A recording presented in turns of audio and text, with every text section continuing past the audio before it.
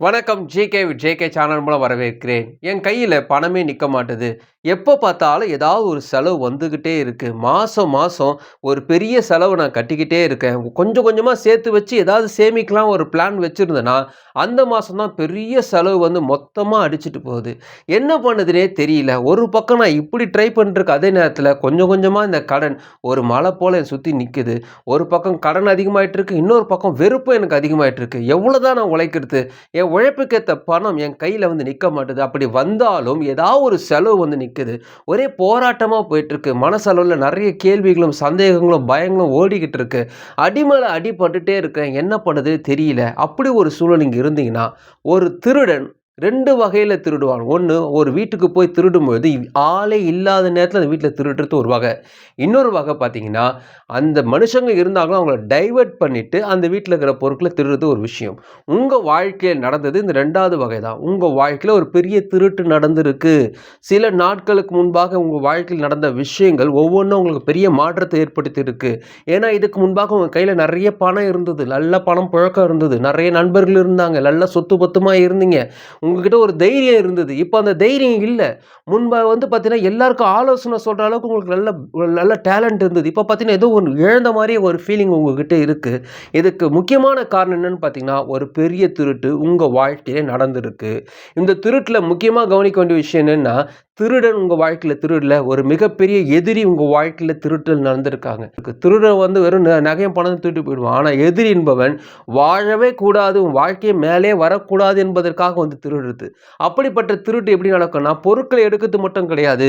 வேற எந்த பொருளும் அதில நிக்கவே கூடாதுன்ட்டு அந்த வச்சிருக்கக்கூடிய அந்த பண பொட்டிய உடைச்சு போட்டு போறது தான் அந்த எதிரியோட வேலை. இத்தகைய மோசமான சூழல் நீங்க இருந்தீங்கன்னா, ஒரு நல்ல செய்தி, இன்றையோடு அந்த பிரச்சனை முடியப் போகுது. ஏனால் கடவுள் இதற்கான ஒரு வழிய உங்கள் வாழ்க்கையில் காட்டப் போகிறார். இந்த 3 முக்கியமான விஷயத்தையும் ஃபுல்லா பாருங்க. சில நேரத்துல அது முழுசா பார்க்கக்கூடாதபடிக்கு கூட தடை வர வாய்ப்பு இருக்கு. அதனால முடிஞ்ச அளவுக்கு முழுசா பார்க்க முயற்சி செய்யுங்க.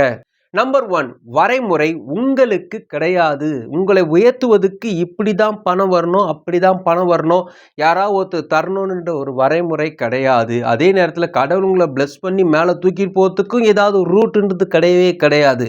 உதாரணத்துக்கு 10th படிச்ச ஒரு பையன் ஃபெயில் ஆயிட்டாரு.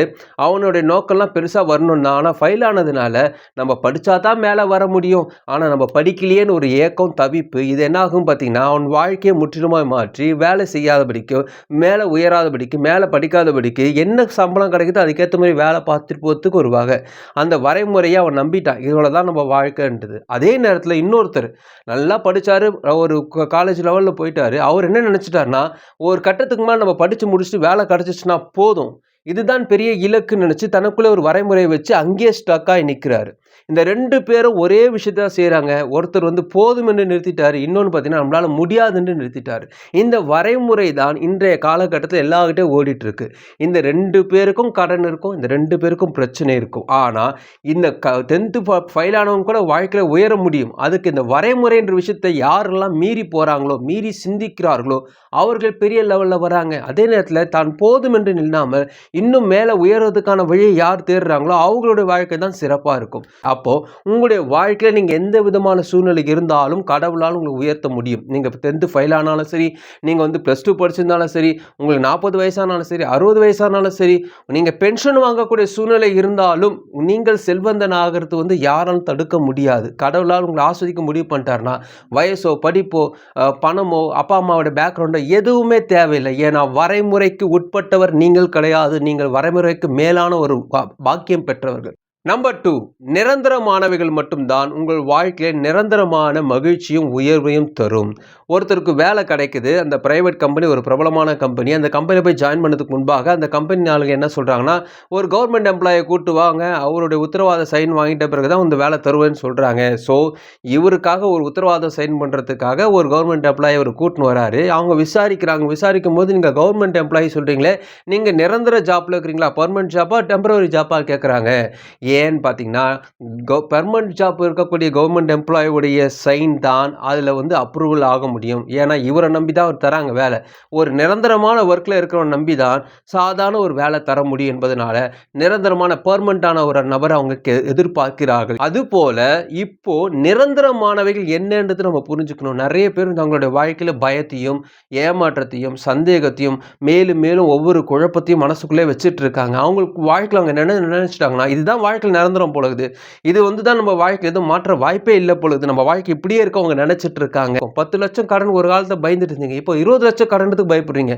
அப்போ உங்களால சமாளிக்க முடியுதா? பயம்ன்றது மாறிக்கிட்டே இருக்கும். நிரந்தரம் இல்லாம உங்கள மாத்திக்கொண்டே இருக்கும். சந்தேகம்ன்றதும் மாத்திக்கொண்டே இருக்கும். நாளைய பத்தி சந்தேகம் வரும். நாளை நல்லா இருப்பீங்க. ஆனா இன்னொரு நாள் பத்தி சந்தேகம் வந்துட்டே இருக்கும். இதெல்லாம் நிரந்தரம் இல்லாதவைகள்.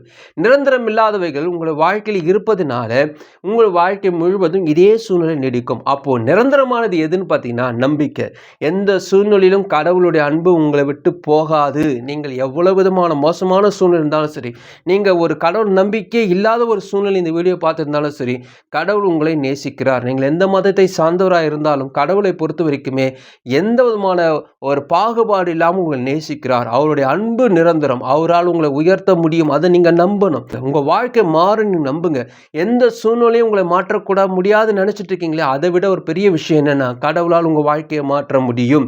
இந்த வீடியோவை இவ்வளோ தூரம் பார்த்துட்டு வரது பெரிய விஷயங்க. நிறைய பேர் ஸ்கிப் பண்ணிட்டு போயிருப்பாங்க. ஆனா இது வரைக்கும் நீங்க பார்த்துட்டு இருக்கீங்கன்னா, கடவுள் உங்க வாழ்க்கையில ஒரு பெரிய மாற்றத்தை ஏற்படுத்த போறாருன்னு தான் சொல்றேன். ஏன்னா இந்த வீடியோட துவக்கத்திலே நான் சொன்னேன், முடிஞ்ச அளவுக்கு முழுசா பார்க்க முயற்சி செய்யுங்க. ஏன்னா நிறைய பேருக்கு அந்த வாய்ப்பு கிடைக்காது, பொறுமை இருக்காது, ஏதாவது ஒரு விஷயத்துல டைவர்ட் ஆகிட்டே இருப்பாங்க. அவங்க சிந்தை முழுக்க ஓடிட்டே இருக்கும். ஆனா கடவுளுடைய அருள் இல்லாமல் இதெல்லாம் முழுசா உங்களால கேட்க முடியாது. அதனால கடவுள் உங்களை நேசிக்கிறார். உங்க வாழ்க்கையை மாற்ற 100% வாய்ப்பு உங்களுக்கு கிடைச்சி இருக்கு. நம்பர் 3, யார் பேச்சை கேட்கிறீர்கள்?